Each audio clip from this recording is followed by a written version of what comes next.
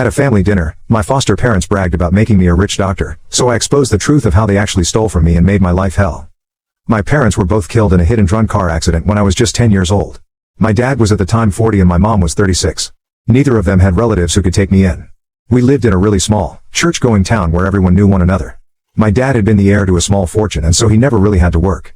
He didn't like the big city, so he and my mom decided to move to a small town where he could have an antique store. My mom was into collecting antiques, so this was a good idea for them. I would have had to go the orphanage route when they died, but this couple from the church, who I will call Mr. and Mrs. Jones, made this big to-do in church about how a little girl needs a loving home, and God has given us this joyous task of bringing her up in our home and hearts. It's been a long time and I don't remember if those were Mrs. Jones's exact words, but they did say something cringeworthy like that. So in the end Mr. and Mrs. Jones ended up becoming my foster parents. The Jones had their own daughter Lily, who was a year older than me. That should have meant we would be super good friends, but Lily had her own thing going and practically ignored me. I can write countless stories of how Lisa manipulated everyone around her and would blame me for random things. To give you an example, one day, she once stole a lapel pin that belonged to her father as she liked shiny things. She would wear it secretly in school and I knew about it.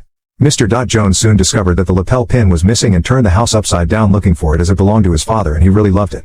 They found the pin in Lily's room where Lily, instead of admitting the truth, acted like she was shocked and started blaming me for the pin. I was dumbfounded by her accusations and denied them vehemently, but she convinced the Jones that it was in fact me who had stolen the ring and hid it in her room to hide my crime and blame her instead. This is just one of the many times when Lily would get away while we were growing up by blaming me so I would get punished or grounded instead of her. The Jones received a stipend from the state to take care of me, but they also received checks every month from my dad's estate, which was supposed to take care of me until I was 18. When I did turn 18, I would receive full control of my inheritance. The Jones weren't exactly cruel to me, but in private it was clear they were just using me to build up their reputation in town. In front of other people, they would fawn over me in a sick, cotton candy fashion that made me uncomfortable. They would also make Lily be nice to me in public, which she absolutely resented but went along with it. The Jones would also put on a big show whenever social workers came to check up on me. They would coach me before the lady would come, and tell me to praise how godly and wonderful they were.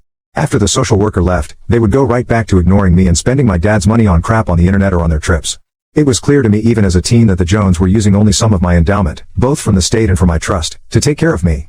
The rest, they would spend it on themselves. As I grew older I could see that my Jones parents would pretend as though they had great business acumen and that's why they had more money and could buy a new Volvo. Where I'm from, a new Volvo is an event, and take a trip to New York and buy fancy clothes for Lily. When I was 17 I noticed that my Jones parents were stockpiling away my trust fund money to pay for Lily's tuition to college. Throughout this time, the Jones would never outright say so, but would heavily imply that I owed them and that once I got control of my inheritance, I should be godly and generous and give them some material compensation for all the work they did to raise me. I think they already got lots of material, especially since Mrs. Jones practically stole all of my mom's antiques from my parents' store and kept them for herself, gave some to Lily, or to her other relatives. One thing my mom never kept at her store was an extremely expensive, Baroque-era fine china set, absolutely complete and worth tens of thousands of dollars. Not a replica, but the real deal. So real, Napoleon Bonaparte himself might well have eaten a steak off those plates. Probably not, but you get the point. It was my china set of course, but Mrs. Jones thought I was an idiot and didn't know that. She would always talk about how this china set will go to Lily on her wedding day. Mrs. Jones assumed that since I always dressed like a tomboy, didn't care about all my mom's antiques that Mrs. Jones had stolen or given away, and I also wouldn't care about the china set. When I was a kid, my mom told me that things were things, and not to obsess over them. So, having the china set for myself wasn't an issue. What was an issue was Mrs. Jones acting like it was hers to give away. So, once Lily went off to college, thanks to my biological mom and dad's money, I had to make my own plans. I had always done well in school and had actually gotten a partial scholarship to attend school out of state. The rest, I could easily pay for with my inheritance, which I would very soon have control of once I turned 18.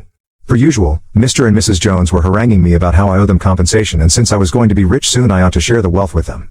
I never promised them anything or argued whenever they talked like this. I just smiled and kept a tally of every single bank statement, I got them quarterly, that my trust issued over the years. The Jones family never shared them with me of course, but when I asked the bank for a yearly rundown, they were more than happy to oblige. I figured that over the past 7 years, they probably stole or misappropriated more than $200,000 of my parents' money, to say nothing of the state money they misused. I think they had more than shared my wealth.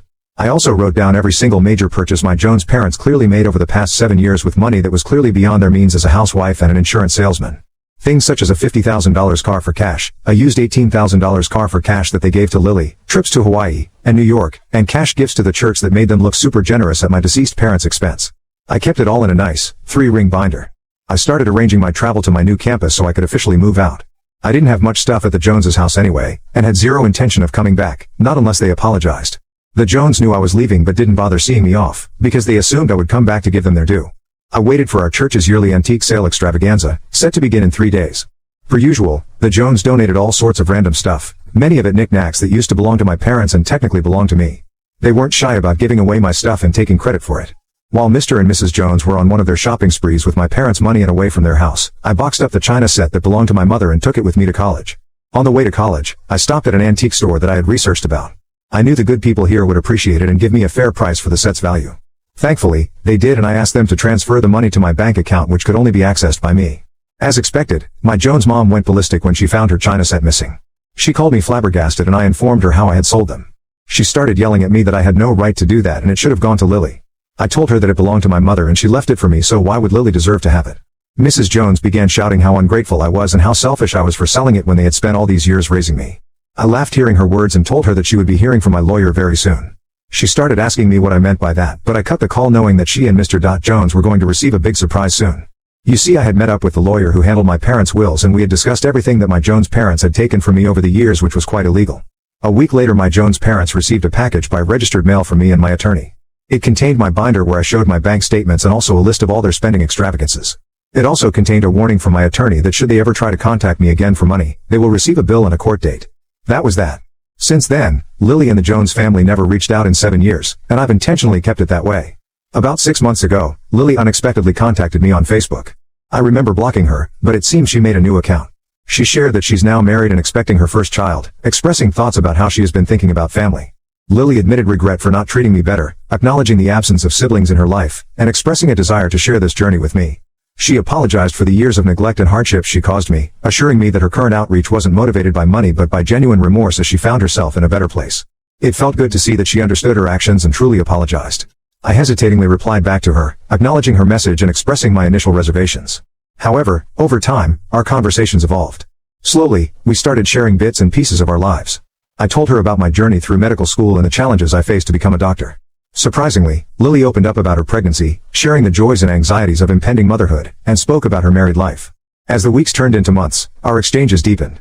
We spoke about our respective pasts, bridging the gap that had once seemed insurmountable.